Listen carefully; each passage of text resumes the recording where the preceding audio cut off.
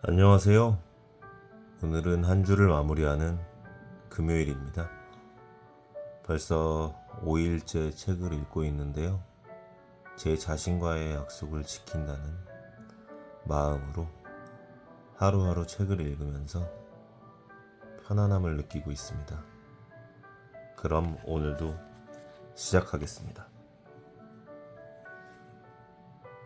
자기 과몰입에서 자유로워지기. 관찰자 시점의 힘. 나는 발표를 해야 하는 순간에 몹시 긴장하는 편이다. 아마 불안도가 높은 성격 탓일 것이다.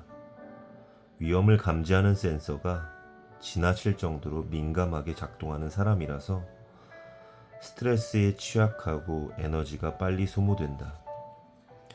당연히 있으면 잘할 수 있을까 걱정되고 사람들 앞에 서는 것이 너무 떨린다. 안 하고 살 수 있다면 제일 좋겠지만 세상 일은 내 맘대로만 되지 않는 법.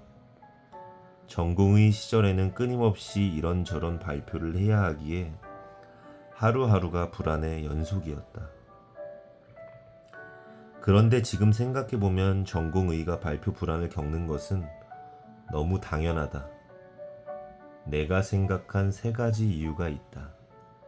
첫째, 의학적 지식이 부족한 시기이므로 스스로의 발표에 자신이 없다. 둘째, 학예회 발표가 아니라 냉혹한 전문가들의 평가를 받는 자리다.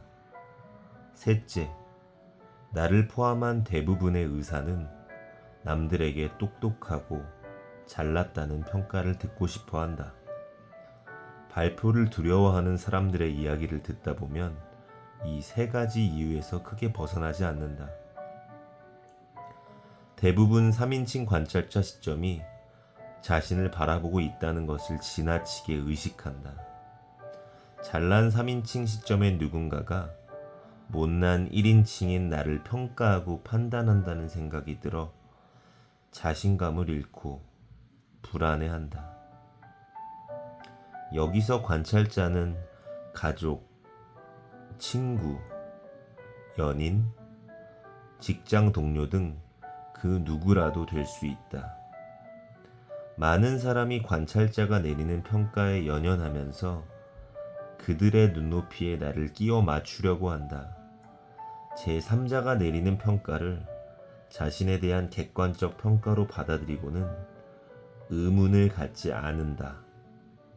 이렇게 평생 관찰자 시점에 맞춘 인생을 살아가 보면 주체로서의 나는 없어지고 객체로서의 나만 남게 된다. 내 삶의 기준과 의미와 목적이 내가 아닌 제3자가 되기 때문이다. 관찰자 시점의 주변인들을 한번 떠올려보며 이 질문들에 답해보자. 그들은 정말 그 영역의 전문가가 맞는가? 그들이 나에게 하는 평가나 충고는 객관적이고 합리적인가? 그들은 나의 성장을 진심으로 바라는 마음에서 충고하는가? 자기도 모르게 늘 3인칭 시점을 향하게 되는 사람은 이 질문들에 자신있게 예라고 대답하지 못한다. 일단 이런 질문 자체를 고민해 본 적이 없다. 남의 평가와 시선을 의식하는 버릇이 있다면 먼저 3인칭 시점의 전문성과 객관성에 물음표를 던져야 한다. 의식적으로 애쓰다 보면 정말로 달라진다. 발표를 할 때 나는 자동적으로 3인칭 시점으로 전환이 되는 사람이었다. 그러나 이제는 시점을 1인칭으로 가지고 오기 위해 의식적으로 애를 쓴다. 내 강연을 들으러 온 사람들은 나보다 아는 것이 많지 않다는 사실과 강연장에서만큼은 내가 최고의 전문가임을 스스로에게 열심히 되낸다. 대신 강연 준비는 확실히 한다.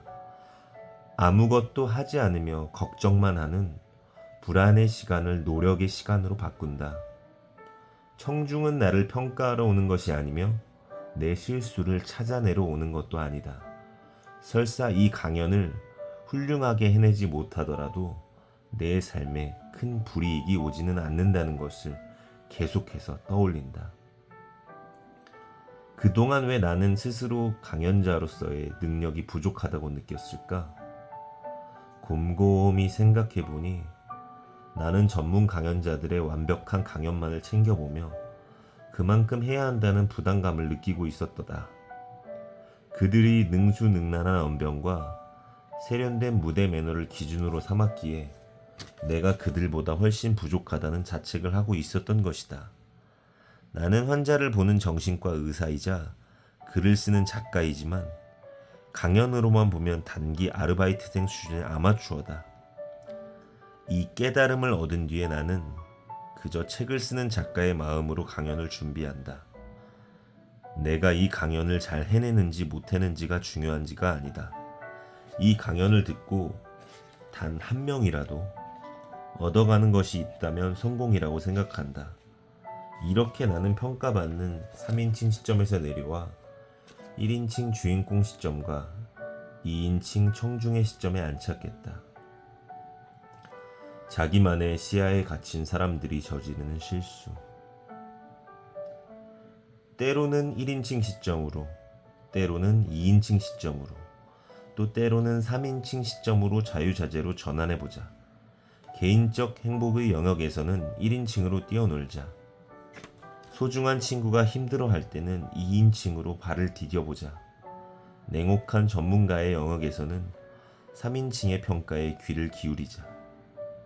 시점 전환을 제때 하지 못하면 인생을 마구잡이로 살게 된다.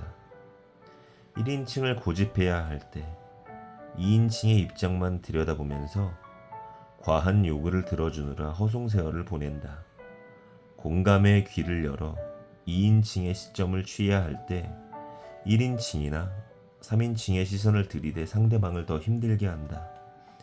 나의 성장에 도움이 되는 3인칭의 쓴소리에 귀를 막고 1인칭을 고집한다. 그저 남들이 요구하는 인칭의 시점에 나를 맞추거나 상황과 맥락에 맞지 않게 나만의 기준에서 인칭을 고집하면서 살아가는 것이다. 시점 전환을 연습하기 위해서는 먼저 내 주위의 사람들과 상황들에 대한 객관적 안목을 키워야 한다. 나의 내면 상태와 상대방의 내면 상태를 열심히 파악해보자.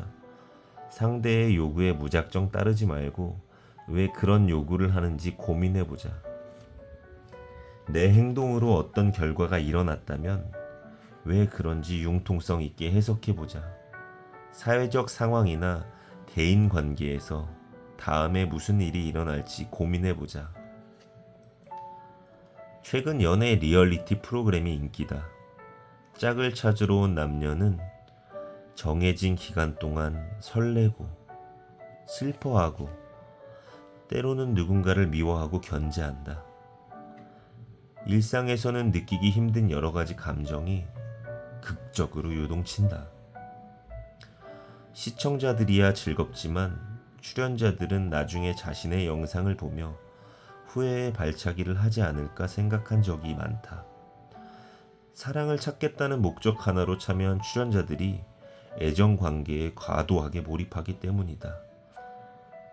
1인칭 시점에 몰입한 출연자는 자신의 결핍을 드러내며 혼자 드라마를 찍고 2인칭 시점에 몰입한 출연자는 상대방의 명백한 잘못을 지나친 이해심으로 덮어준다. 그들에게는 1인칭 시점과 2인칭 시점만 존재하며 상황을 객관적으로 바라볼 3인칭 시점이 없다. 간혹 1인칭, 2인칭, 3인칭 시점을 자유자재로 오가는 현명한 출연자들도 등장한다. 상대를 충분히 배려하면서도 감정을 솔직하게 표현하고 상대의 숨은 매력을 알아보고 적극적으로 호감을 드러내는 사람들이다. 자기 자신에게만 너무 몰입될 때, 다른 사람에게 지나치게 맞추려는 나를 발견할 때, 사람들 앞에 서는 일이 너무 두려울 때에는 시점 전환의 힘을 떠올려보자. 자유롭게 시점을 전환하는 힘을 기르면 세상을 바라보는 시야가 달라질 것이다.